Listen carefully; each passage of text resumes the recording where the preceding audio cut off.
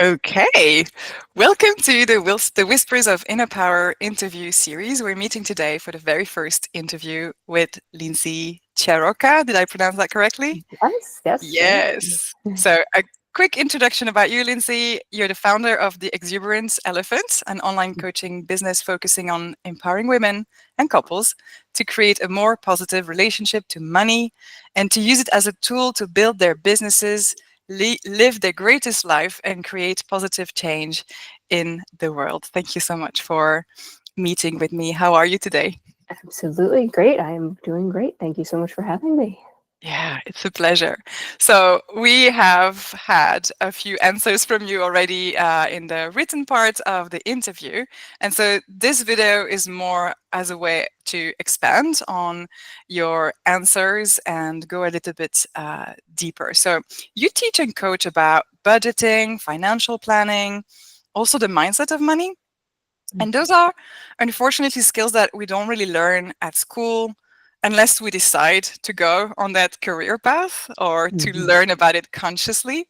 Yet you mentioned that you started helping your friends with their budget before even having a formal training because you love that stuff. Can you tell us a bit about what in your youth or early life has led you to this knowledge? Did your parents or family teach you? How did you come to have that interest? That's a great question. I always kind of wonder that, like, how did I end up here? Because I, I don't really have a specific answer for it. So, my parents are great with money. So it must have been more of a subtle thing that they just taught me. Wasn't never really anything that we sat down and talked about, but they just, that's what I'm looking for, Imparted, portrayed, right? imparted, the wisdom. They just showed the example of how to be good with your money. And the example I always give to people too is that I hated math in grade school.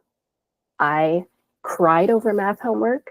I took one math class my first semester, freshman year of college, and it was called Math for the Liberal Arts Major. And I was like, I'm done. I'm never touching math again. And here I am. But the thing is, math is not money. Mhm. Money has that practical, tangible thing. And whether we like it or not, it affects everything that we do. So, one of the exercises I do with my clients is we go through a money history and think about what is your first money memory and different points throughout your life as they relate to money. And my first money memory is saving money. So Really? anytime I got money for Christmas or birthdays or checks, we would go to the bank and deposit them into a savings account. It's not like I wasn't allowed to spend money, I just never did. Mm. So that is my first money memory, just remembering, just feeling like I was always just saving the money. And so, yeah, it's just those things just kind of got instilled in me over the years, I guess. And actually, I think I mentioned in my questions that one of my things I go by is just everything happens for a reason, right? When I graduated college, my sister gave me 2 or 3 money books. One called Smart Women Finish Rich by David Bach. He has a ton of great books. And I think there was another one, but they were just money related and investment related. And I poured through those books and just loved them. Again, still this was not on my radar of this is something I Right. could do, but just love these books. Then a few years later, I think I spent a summer just getting like every book out of the library of money things and reading through them and be like, yeah, I'm doing this. I'm doing this. Like, what else can I do? And I don't You know. followed So the yeah, rabbit hole. yeah. So and then here we are. But yeah, so there really was never any like uh big moments of growing up that this happened. I Right, think right. it's just those subtle things that were instilled in me and just a love of budgeting somewhere came along. Yeah, I think that's fascinating. And I love the serendipity or just being, given a book and from Mhm. there Like, let's go for it. And I really love what you mentioned about maths, because I think it's a belief that's deeply ingrained in all of us who were terrible at maths. That I can't be good with numbers, so I can't be good with money. I cannot make money. And I think especially when you're trying to make your own money as an entrepreneur, that's a belief that can hinder you so much. Like, it's one thing to budget, it's another thing to make the money you need to make in your business to cover your expenses and your life and just reach your goals and be thriving as a business. But if you have that belief that, I'm just not good with numbers, of course, that would definitely make a difference in how you interact with money and sales and all of that. But you don't focus only on women in business, do you? Like, people in business, you work with people who are not entrepreneurs as well? Correct. Yeah, I do have some clients that have their W-2, their employee job, that they don't have businesses. So I have a mix of clients. A lot of them maybe have their job, but they're working on their side hustle, or they're working to build their businesses too. So I work with all across the spectrum. And you have 2 businesses. I do. Yes. So you started your first business in 2016, you said, as a fully licensed financial planner. Mm-hmm. Yes. And that's a business you're co-running with your husband? How?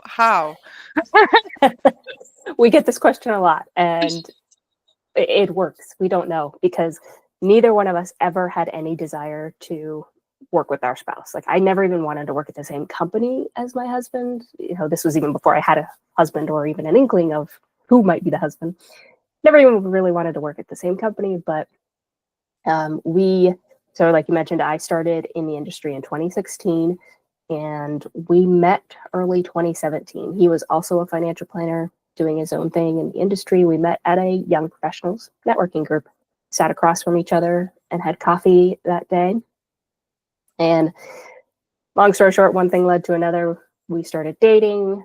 I knew I was going to be leaving the firm I was at. I didn't quite have my own business at that point. I was still working with a firm, which I knew I was going to be leaving.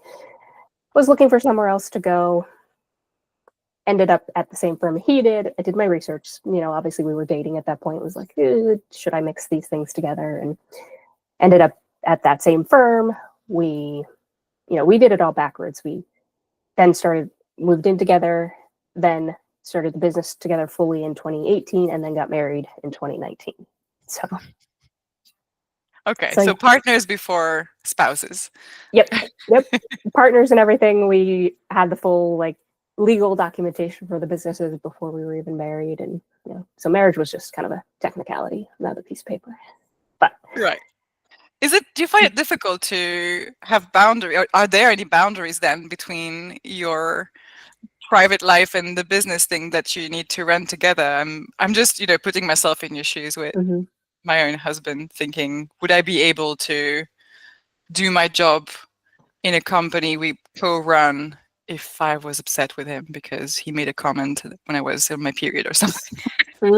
Yeah. Luckily, we are do really well. There are times that we'll talk about something work related at 10 o'clock on a Friday night, which most people wouldn't. But then sometimes one of us will be like, hold on, it's 10 o'clock on a Friday night. Let's save this for Monday. But yeah, we are pretty good with communication and working things out. So it just works. Weirdly enough, it works. Yeah. Yeah. It's fascinating. And, I just want to jump from that to kind of a related question, because we talk about boundaries and, we know that running a business can be completely all consuming if we're not vigilant. What are the boundaries that you put in place to protect your well-being over the years in business? Great question. Especially the last couple of years, I've really started to lean into, especially this is a series about women, leaning into my cycle and leaning into my feelings and just how I'm feeling on the day, because I do love what I do and can work hours on end and all day, every day. And, like I said, my husband jokes like, what are you doing all day in your office? I'm like, building my empire. But there are times when I'm just like, I'm just not feeling it. And I allow myself to take that space and walk away. Or maybe it's Thursday at 2 o'clock. I'm like, I'm done. I worked later on Monday and Tuesday, so giving myself that grace of like, even though it's 2 o'clock on a Thursday, it's okay. I'm going to go do something outside. I'm going to go do whatever I need to. So, work-life balance, total myth, obviously, right? Like we always hear that, Right. but like just thinking that balance of leaning into what do I need now or today or this hour and going for that. Yeah, that comes with a lot. So it's more intuitive, but I can see how it Mhm. comes with a lot of self-trust as well, knowing that you will cover what needs to get covered sooner or later. Mhm. Right. Because there were a lot of times, like I said, especially in the last year, I'd be like, why can't I focus today? Why, 3 days ago, I was like super in a zone and just was getting everything done. And today I can't focus at all. And finally was like, I'm just going to lean into whichever I'm in. If I'm in the zone, I'm going to work in the zone and realize that that's where I am. Take advantage of it. Days that I'm not, you can't force it. Some days you just need that nap or whatever, it's listen to your body. Yeah, yeah.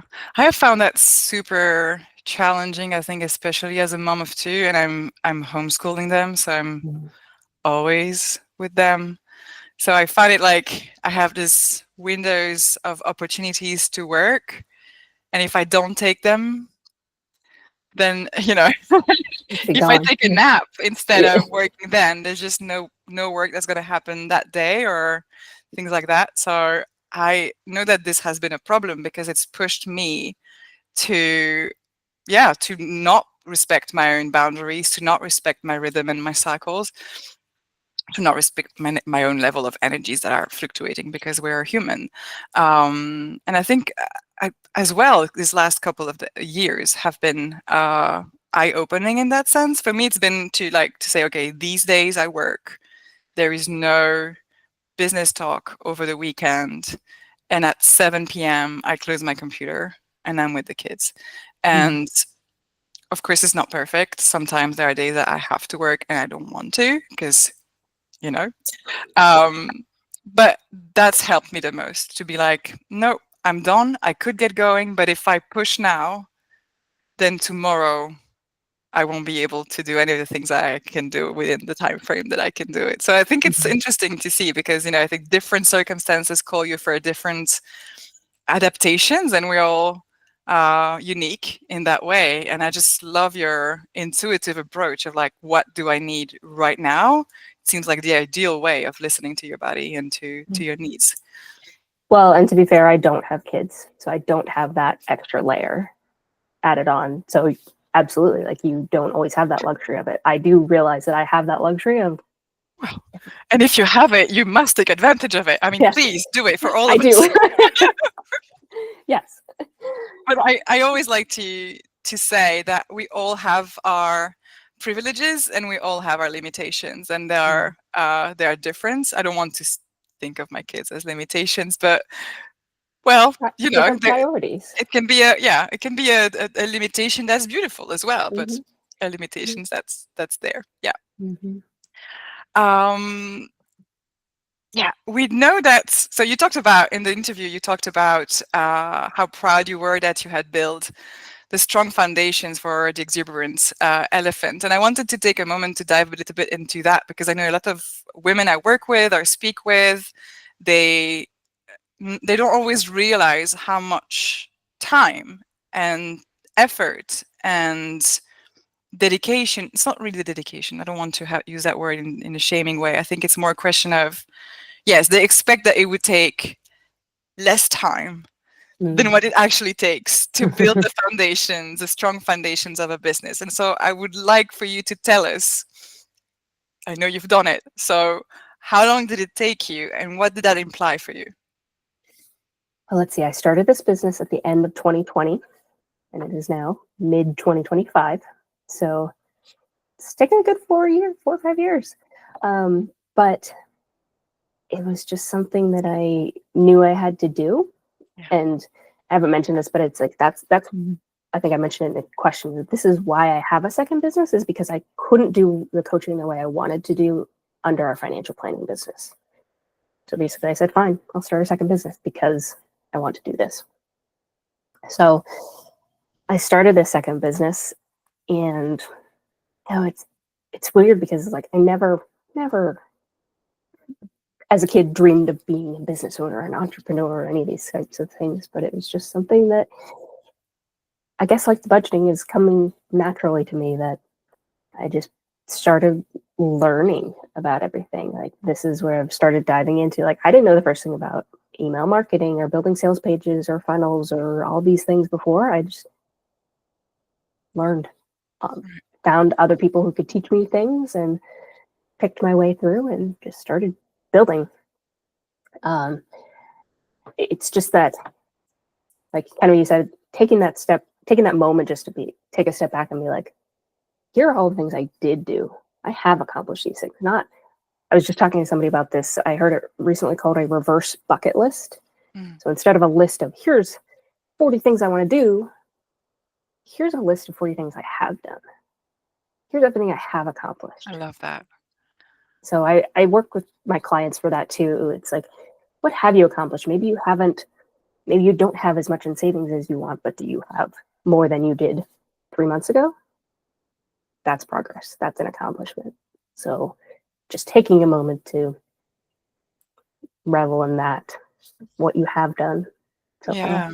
I think it's a very important mindset shift to have in place, and that leads into my next question, which was about mindset. Because I think, yeah, if we stay, result oriented, achievement oriented, in terms of, it's good, but I mean, in terms of, what I want to do, what I haven't done, my goals, my next thing, then it's very hard to stay what? Empowered, I think, just because there's always more to do. There's always the next stage. There's always something that needs to be done, that needs to be crossed off that list, things that we don't manage to finish within the time frame that we initially believed would be needed for that tasks. And thank you so much for your honesty there. Like 4 or 5 years is what I have in mind as well. But I know that when I started, my first business was in 2017, and I didn't know anything about business, didn't dream about having a business when I was a little girl either. I thought, yeah, 6 months. Yes, let's laugh about it. I think it's the best answer we can. Yeah, 6 months. And I think a lot of people who start in business have that, idea, thinking, yeah, I can have a profitable business within 6 months. You can certainly start making money within 6 months, but having the strong foundations present, that you can, because it's always a question, I think, of, and I wrote about it recently. There are things you need to do in your business, and that just put your focus on the right now, like serving clients, doing something right away, something that's expected, that has a deadline, whatever. But if you focus only on that, then you have no time for the long-term game, which is actually where growth happens, because that's the sustainable steps that lead you to something that then exists. And, it's like a snowball that, when you have a lot of content, for instance, there's more content and more things happening. Whereas if you keep, just ticking off the boxes of things to do on the day to day. You have to build those building blocks of, like, there's something about, like, how do you build a wall? One brick at a time. Exactly. You have to do one thing in place. Another one of my mantras is done is better than perfect, which I'm a perfectionist. So that's a big one. That's more of a mantra that I have to remind myself of. Putting something in place. You can always improve upon it later, but building that piece right now so that you can do something else. Yeah, absolutely. And, we were mentioning before how I met you through Ruth Bouncewhite's membership, the Soulful Sales Society. And that's one of the things that I think one of her challenges, the Sell Everyday Challenge, I think is something that taught me that, because, you know it, but then you experience it. Like, there's no way you can sell every day if you try to have everything perfect. Just to let it go, to be like, let's send that very imperfect email and go with it, like run with it, do it. Just, it's done. Bring results eventually. So little actions bring more results than waiting for the perfect moment to have everything great. And then, who knows what's going to happen then. Yeah. Right. I used to think, I said my weekly newsletter, like, oh, it has to be this big thing. It has to be researched. It has to be polished. It has to be perfect. And I'm like, no, no, it doesn't. Another person I follow, she's like, just email like you're talking to a friend. You're just writing to a friend. Yeah. How would that be? It's casual. You can connect with people more that way too, because honestly, like who reads those really long emails that are Not users? not many people. You need to have, the time to actually do it and do it with intention. And I just love your newsletter, by the way. Those little thrifty thoughts that you send. I find, yeah, they're really short, snackable, full of wisdom. Sometimes there's a little thing I'm like, oh yeah, right. Oh, that's good. Oh yeah, I could do that. So it feels like it's doable. So you're doing a great job there. Keep going. Thank you. And that's As why I a started, copywriter, I especially can tell you, great job. especially that series. That's why I started that, because I was like, there's so many little nuggets that my Lindsey brain thinks about and does just on a Yeah. that's just programmed to. Then not everybody else's brain is programmed this way. So let's share this wisdom. Exactly. No, that's absolutely brilliant. Now, on Yeah. another topic here, many of the women that are listening to this or will be reading are sensitive souls, introverts, neurodivergent. They're women like me and like you, I think, who deeply care. No, not I think, I know it's the same for you. Women who deeply care about their audiences. And at the same time, maybe we feel that the online world can at times be too much or can be too noisy, too competitive. In your opinion or in your feelings, what does a sensitive woman in business need to know? The thing I always come back to is there's plenty of opportunity out there for everyone. Especially when I was starting my financial advisors days, it's like there are financial advisors, you can throw a stick and you'll hit 10 of them, right? Especially at a network, like a local chamber networking event. But everybody connects with different people. So we've been telling our clients and prospects this for years. It's like, especially when it comes to money, you have to connect with the person that you're working with. You have to trust them and be able to open up to them. So if that's me or us, that's great. But if not, find somebody that you can connect with, that you can resonate with. I'm not the perfect person for everybody. You're not the perfect person for everybody, but your people are out there. There are people that will connect with you. I was just listening to a short podcast on a summit this morning that was talking about someone she's like, I lean into the fact that I'm a mom and I am of Jewish faith. And I started leaning into those, and then I started connecting with people more because they can resonate with that. So that's really what I've started to do the last several years. Like, I'm just going to lean into being me. People are going to like me for being me, or they're not. Yeah, exactly. Is that why you named your business the Exuberant Elephant, or is there another reason behind that? So there is a whole story behind the Exuberant Elephant name, and you can go on my website and read and see the full story about it. But basically, so my degree is in graphic design, as I mentioned in the questions. And one of our assignments one year was to create a company, right? You have to create the logo, create letterhead, business cards, all that sort of stuff. And the company I created was called the Exuberant Elephant. And it was a kids' clothing company.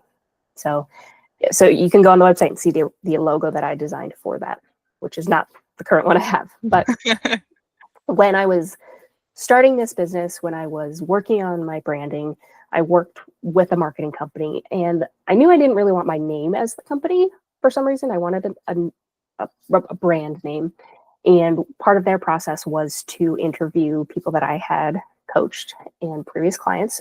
And they came back to me with some of the words that they said. And one of the quotes came back from one of my previous clients of her exuberance about it made me want to learn more. I was like, ooh. I was like, oh, that's weird. That word that reminds me of that Exuberant Elephant logo I made back in college, 10 plus years ago. And so I just kind of started thinking about it. I was like, oh, that'd be really cool to just have like a really weird random name, like because you come up to somebody or you see somebody and their name is the Exuberant Elephant. You're like, well, what is that? Yeah, First of all, it's a conversation starter, right? Right. And as you can see, my colors are purple and I love cats. So my first thought was like, what about purple cat coaching? That is actually taken, believe it or not. Someone in the UK has like purplecatcoaching.com. So good on them. So then I just kept coming back to that exuberant thing. And I was like, what about the exuberant elephant? Like, that would be really cool because it has that tie back to college. And then I just started digging into symbolism and meaning on elephants. And there's a lot of symbolism with money as it relates to elephants. And I was And like, wisdom and wisdom and being like the yeah, matriarchies and right. caretakers. And I was like, this is perfect. Love it. Yeah. So yeah, that is where the name comes from. Well, that is noticeable for sure. And another thing you mentioned that you describe yourself as a crazy cat lady, and so I have to ask, how many cats do you have? We, as of a week ago, we now have 4. So only 4. Oh, But I like to say it's only okay, it's 4. manageable. Yeah. The joke is with my husband, he's like, yeah, if anything ever happens to me, you will just fill the house with cats. And I'm like, you're not wrong. But Yeah. I just want to rescue all the cats, and I would love to just have a farm and be able to help all the cats and rescue them and take them all in. So yes, we currently have 4. We've kind of rotated anywhere between 3 and 4 over the last several years, but just adopted one last week, and we now have 4. Okay. Well, congratulations on the new addition Thank you. to your family. I'm going to ask one more question, the last one. If anyone in business is starting with their budgeting journey, what would you tell them to do? Good question. Budgeting journey in general, or budgeting for business specifically? I say in general, because usually that's where they are. The people I know, that's where they are. It's like never had a budget so far, scared of numbers, scared of the bank account, spend as they go. That's not working anymore. Something scared of the word budget too. Yep. Right. Yeah. So as much as we don't want to know the numbers, you have to know your numbers. The very first place you need to start is, what are you spending on a monthly basis, and how does that compare to how much you're bringing in? Because no matter how much money you make, if what you're spending is more, you're going to be creating debt. So if you bring in $1,000 a month and you're spending $1,200, or $1,000, so you're spending $1,200, you're spending more. If you're bringing in $10,000 a month and you're spending $12,000, you're creating debt. So you have to start with those, seeing what those numbers are and getting your expenses less than your income. Yeah. Well, that seems very wise and a first good step to start with, to actually see what's going on. And that implies to, just not look at your bank account, but actually look at your bills. And I'm thinking, I just moved to another town, for instance, and the supermarket we go to is more expensive here. So the budget we had is changing, and I don't know how much is going to change. So I might come to you later this month. And that's the other thing. That's the other thing to remember, is that I like to think of things as like, there's an old way of budgeting that I like to talk about. Like, the old way of budgeting is like, you sit down on the first of the month, you're like, I expect to bring in $5,000, and here is how I expect to spend it. And then you put it away, you don't look at it for 30 days. And then you come back and say, okay, how did I do? At that point, you can't change anything. Right? It's too late. It's just like, well, now we see what happened. We'll hope to try to do better next month. So, but the way to really get budgeting to work is to make it be a living, breathing document. It's something that's always changing. Like, even every year, I think it was in December, I'll go through my own budget and be like, do any of my numbers need adjusted? Have prices gone up for anything? I just got 2 emails this week of software and prices that are increasing, right? Okay, I need to make adjustments. So it's never just a sit down once, here's how I am going to spend it, and never look at it again. It's always changing. You get a new cat, so now things are going to be the cat. I was going to say, maybe a cat is more right, like that. More food, you have another kid. You kids grow up. Can we talk about that? Because like my eldest, she's turning 13. She's eating more than I do. All of a sudden, they're doing activities. There's extracurriculars. There's dances. There's all of that. Yep. Yeah. So it's not a one and done thing. It's a continuous work. Yeah. Absolutely. Yeah. Thank you so much for sharing that, and thank you so much for your time. I'm going to add in the description in the post on Substack and everything, the link to your website, to your newsletter, and I think there's also a product that you mentioned. Yes, yeah, I do one-on-one coaching, but I have also turned my coaching into digital courses because I know people need access to this information. So I have free resources, including the blog, some free downloads, but then I do have some other some paid products. I have a course that specifically teaches about how to use YNAB, the budgeting software that I teach. So that's basically, I can walk you through exactly how I would teach a one-to-one client to set that up. And then my signature course is called Money Confidence University, and that is the one that really dives into your relationship with money. Those things we talked about. How did you grow up with money? What's your first money memory? So that is also available on my website too. Okay, wonderful. Thank you so much for sharing that. Thank you for your time, and I hope to connect again soon. Why not? Yes, yes, absolutely. Thank you so much, Lindsey. Thank you.